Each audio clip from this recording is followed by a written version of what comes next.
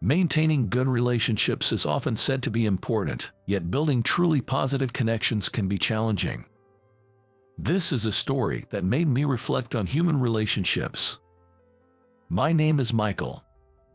I used to work as an office worker at a major corporation. I've always been told I'm earnest. Indeed, whether it was studying or sports, I was the type who took everything seriously. This didn't change even after I became a working adult. As a result of my diligence since joining the company, my superiors appreciated my work. Perhaps because of this, I found myself among the fastest to advance in my cohort, even being referred to as a potential future president of the company. However, there were other employees who were also my rivals, so I couldn't afford to be complacent. I continued my work with humility and diligence. Then one day, I was suddenly called by President Johnson. I had no idea what it was about. Why was I called? Did I do something wrong? I thought. Worried, I headed to the president's office. Upon entering, President Johnson greeted me with a friendly smile. It seemed I wasn't going to be reprimanded. "What can I do for you today?" When I asked, he took out a photo. It was of a beautiful woman. "This is my daughter, Emily. She's of marriageable age, and we've been considering her prospects. We're thinking of you, Michael, as a potential partner for her." Me. "Yes, you're earnest and trustworthy. I think you're a suitable match for her." I've never worked directly with Emily, so I'm not familiar with her. Of course, we plan to have a formal meeting first.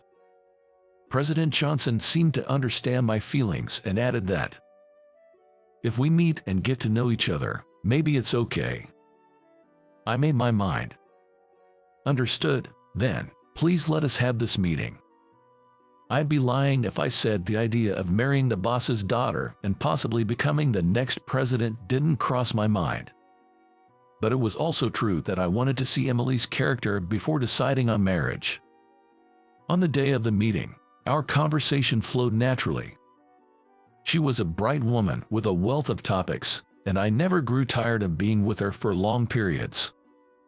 She was also constantly considerate of whether I was enjoying myself. I was impressed by her. I thought I could indeed marry this woman. After the meeting, I shared my thoughts with President Johnson. His face lit up with a smile. "That's great to hear. Emily also seems to have a good impression of you and is open to the idea of marriage."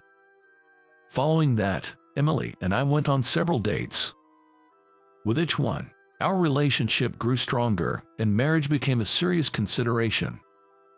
Finally, during one of our dates, I proposed. "Will you marry me? I promise to make you happy for the rest of our lives."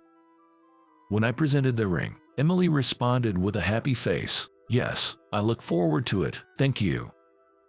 From the meeting to marriage, everything proceeded smoothly. After our marriage, the way other employees looked at me changed. I often heard that I was a shoo-in for the next president. Indeed, President Johnson himself told me directly, "I'm considering you for the next president." I made an effort to maintain a good relationship with him. Within the company, we became close enough to casually exchange words when we met. Still, if I make any mistake, I could potentially lose the opportunity of the president. I became even more serious about my work than before. Thanks to that, I was making steady progress and achieving unprecedented rapid promotions. My salary increased, and everything seemed to be going my way. Things at home were also going smoothly. Emily was an incredibly capable woman, managing household chores flawlessly. Especially her cooking skills were impeccable. She served delicious homemade meals for dinner, and on work days, she prepared homemade lunches for me. Since I also enjoyed cooking, I would sometimes make lunch for her in return. Shopping for groceries and cooking together on days off became our routine. Cooking side by side in the kitchen was enjoyable, and the meals we made together tasted better than usual. It was a happy married life. As our first anniversary approached, Emily mentioned she wanted to go out for the weekend. I want to attend a fan club event for my favorite idol with Julia. It's an overnight event, so I'll be away all weekend. Is that okay? Julia was Emily's close friend from her student days. Since starting their jobs, they hadn't been able to meet often due to busy schedules. Emily always worked hard at home and at her job. I thought it would be fine for her to take a break. Sure, have fun. Thank you, I'll be off then. As the weekend arrived, Emily left with a spring in her step. Feeling a bit lonely at home by myself, I decided to go cycling. I rode my bike to the next town, and after a while, feeling thirsty, I stopped by a convenience store I found. As I was waiting in line at the register with a sports drink, a woman approached me. "Aren't you Michael?" It was Julia. "Julia, aren't you supposed to be with Emily at the Idol fan club event today?" She was just as surprised. "We didn't make any such plans, and there's no fan club event. There must be some mistake."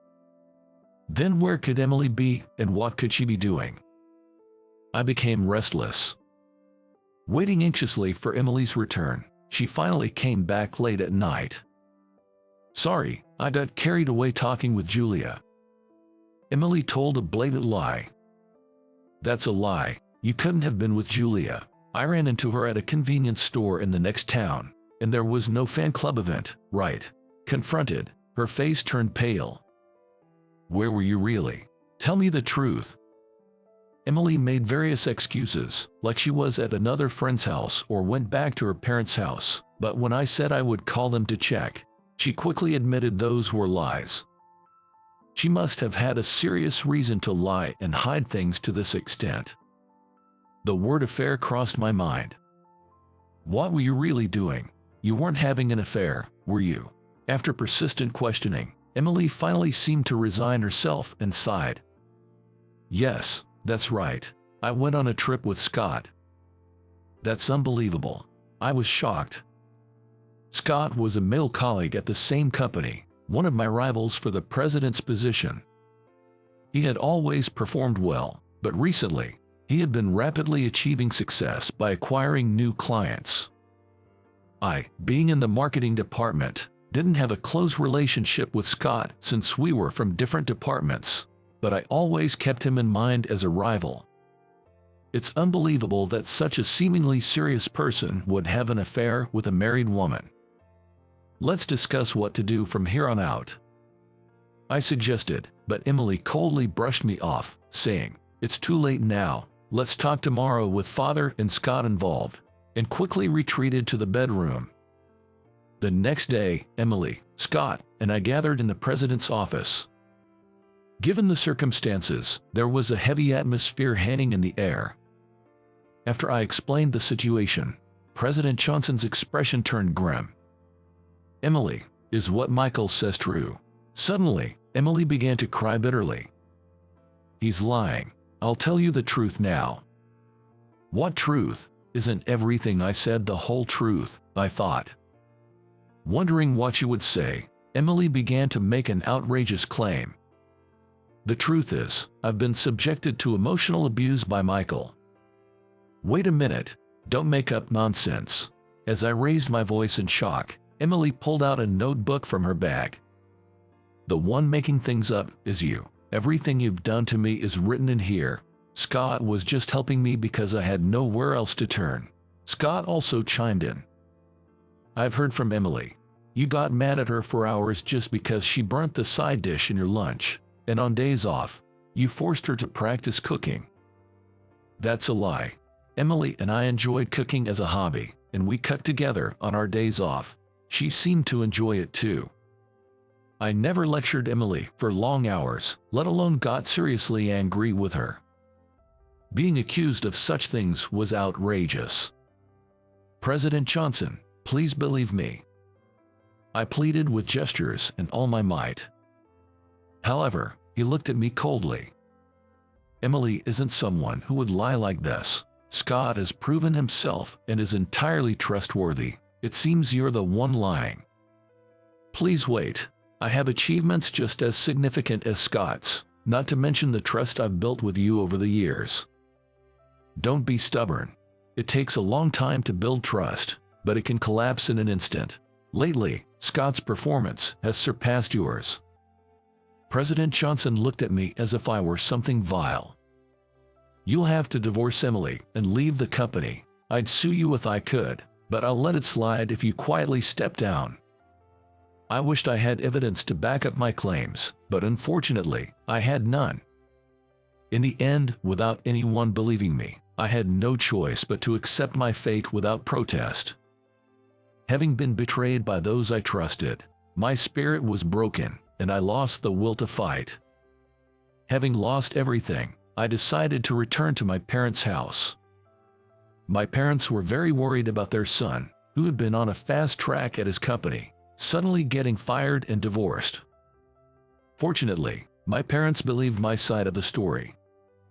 Just take it easy for a while, then you can start looking for a job, my mother said, but even after a month, I had no motivation to job hunt. I was tormented by thoughts of what all my hard work for the company had been for. My lifestyle became quite sloppy. I would wake up around noon, eat lunch, and then just zone out until dinner.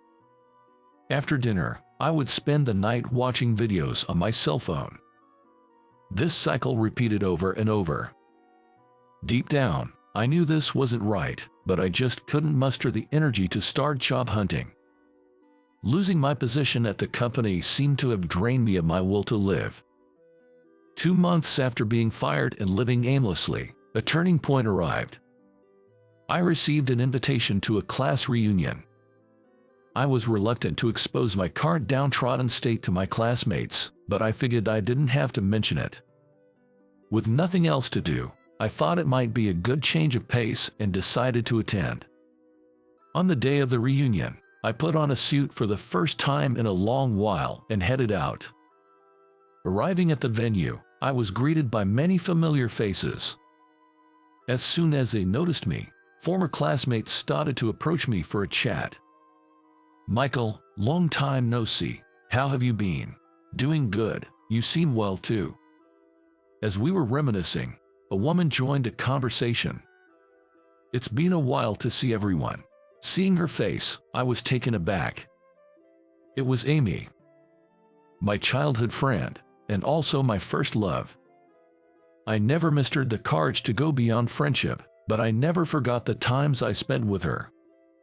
Her family owned a small restaurant, and she loved cooking, which is how we got along so well. I heard she had taken over the restaurant now. "Amy, it's been a while. How's the family restaurant doing?" When I asked, her expression clouded over. "I'm still running it, but sales have been declining, and recently, a skilled chef decided to leave. If things continue like this, we might have to close down." She seemed certainly troubled. Then, one of the classmates mentioned Michael used to be good at cooking, right? Others recalled, "That's right. During home economics cooking classes, it was really helpful to have Michael around." Hearing this, Amy's face brightened. "Michael, I know it's a lot to ask, but would you work as a chef in our restaurant, please?" Seeing Amy repeatedly asking me, I made up my mind. She was in a pinch, and I was looking for a job, so there was no reason to refuse. "All right, I'll do it. I was actually looking for a job anyway." "Thank you." Amy beamed with happiness. And that's how I started working at her restaurant. I finally managed to pull myself out of the rut of aimlessness. Becoming a chef was challenging at first. Cooking for paying customers is different from cooking as a hobby. The taste, of course, had to be top-notch, but the presentation also had to be appealing. I practiced repeatedly, and when Amy finally gave me the green light that my dishes were good enough to serve at the restaurant, I was thrilled. However, delicious food alone doesn't guarantee a thriving restaurant. Proper promotion to the public is essential. And that was something Amy's restaurant lacked. Using my previous marketing experience, I began attracting new customers. Utilizing social media for promotion turned out to be successful. The restaurant, previously popular with an older clientele, started attracting younger customers, including some from outside the region. Sales tripled, and the restaurant's financial situation improved significantly. It's a relief we didn't have to close the restaurant that's been passed down through generations. Your help was invaluable, Michael. Thank you. Amy thanked me with genuine happiness, but I was the one who felt grateful. After leaving my previous job, I had lost all direction, but thanks to you, I found a new purpose in supporting this restaurant. Thank you. We continued running the restaurant together. However, a year after I started working at the small restaurant, unexpected visitors arrived. It was President Johnson and Emily from my former company. We went to your parents' house, and they told us we could find you here. We need to talk. Both looked quite serious. I had nothing I wanted to discuss with them, but since it was before opening hours, I decided to hear them out. What is it? Our company is facing bankruptcy due to accumulating debts. Remember Scott? He was so focused on immediate sales results that he made false promises to clients. As a result, most of our clients have lost trust in us and terminated their contracts. Emily also spoke about Scott's wrongdoings. After we broke up, I married Scott, but living with him turned out to be a nightmare. He would constantly belittle me, and when he drank, he'd become violent towards me. While it was indeed a tragic story, it was no longer related to me since I had been ousted. I couldn't find it in myself to sympathize. I understand things are tough for you, but what do you expect me to do? I don't think there's a place for a man accused of domestic abuse. Despite my sarcastic remark, both of them offered ingratiating smiles. We had considered Scott for the position of the next president, but there's been concern about putting someone like him in charge. Instead, many are advocating for you, who has always been diligent. We want you to come back. Your innocence has already been proven. Scott confessed everything. It's too late for your proof now. I responded with anger, and President Johnson and Emily deeply apologized. We truly regret what happened. The salary at our company would be much higher than this small restaurant. Please, come back to us. I was out of my mind to do what I did. I'm sorry. Surely being a president is better than working here, right? I couldn't accept their apologies. This small restaurant was something Amy cherished and inherited. Calling it petty or this place was unforgivable. Their true characters were clear to me now. I find fulfillment working here. I have no interest in the position of president or in neither of you, so please leave. Even as I firmly declined, they persisted for a while, mentioning better pay and a prestigious position, but eventually gave up when they saw my resolve.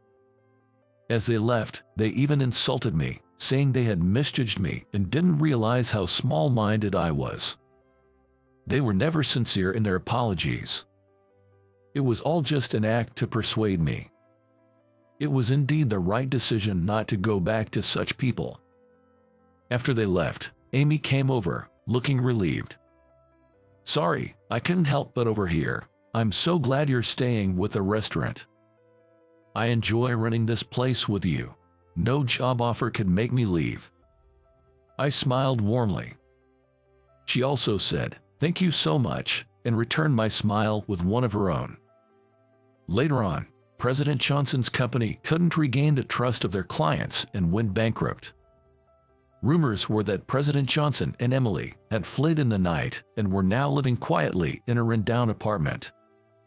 Scott, having lost his job and separated from Emily, he was not only struggling to find new employment but was also burdened by gambling debts. His downfall was the result of his dirty tactics to ascend to the presidency.